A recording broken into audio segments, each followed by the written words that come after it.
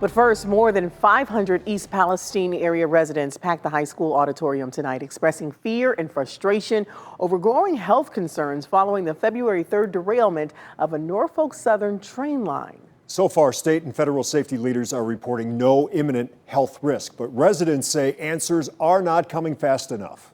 You could smell an overwhelming smell of those same chemicals from the first night. So this is days after they've lifted the evacuation order. News 5 investigator Joe Paganakis tells us tonight's meeting had plenty of people wondering what the coming weeks will bring when it comes to ongoing air, soil, and groundwater inspections. East Palestine homeowners were filled with emotion as they aired their train derailment health concerns in front of safety leaders to a packed house at the high school auditorium on Wednesday.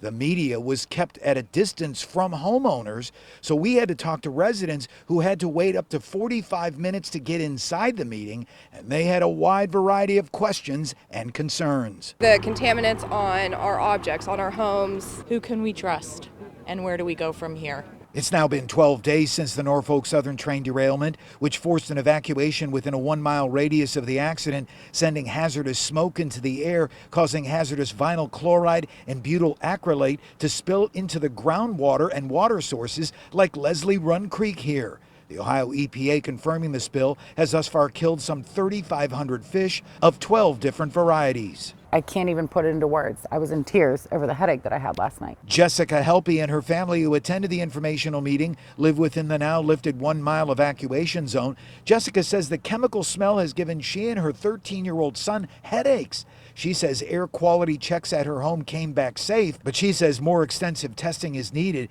as she waits to see her doctor. After those symptoms, I also noticed that I have this rash on my arm that was not there before I came here. On Wednesday, Ohio Governor Mike DeWine announced Ohio EPA testing of 5 wells connected to the East Palestine Village water system showed no contamination, deeming the water safe to drink, but recommended those on private wells continue to drink bottled water until tested by private consultants. Meanwhile, Norfolk Southern officials decided not to attend the informational meeting, saying, quote, "We have become increasingly concerned about the growing physical threat to our employees and members of the community around this event, stemming from the increasing likelihood of the participation of outside parties." On Wednesday, Norfolk Southern told us it conducted air quality tests at more than 400 homes over the past 10 days. I can say that of all the tests conducted, there's been no detectable substances. Still, East Palestine homeowners like Jessica Helpe are hoping demanding heavy scrutiny now will save them from unanticipated health issues in the future. We hope that everything's okay. 10 years down the line, you're going to have a big group of people coming back and saying, well,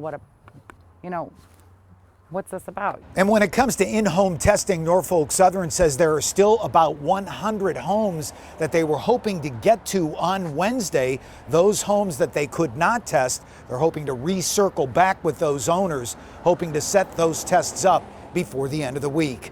Reporting right here in East Palestine, I'm News 5 investigator Joe Paganakis.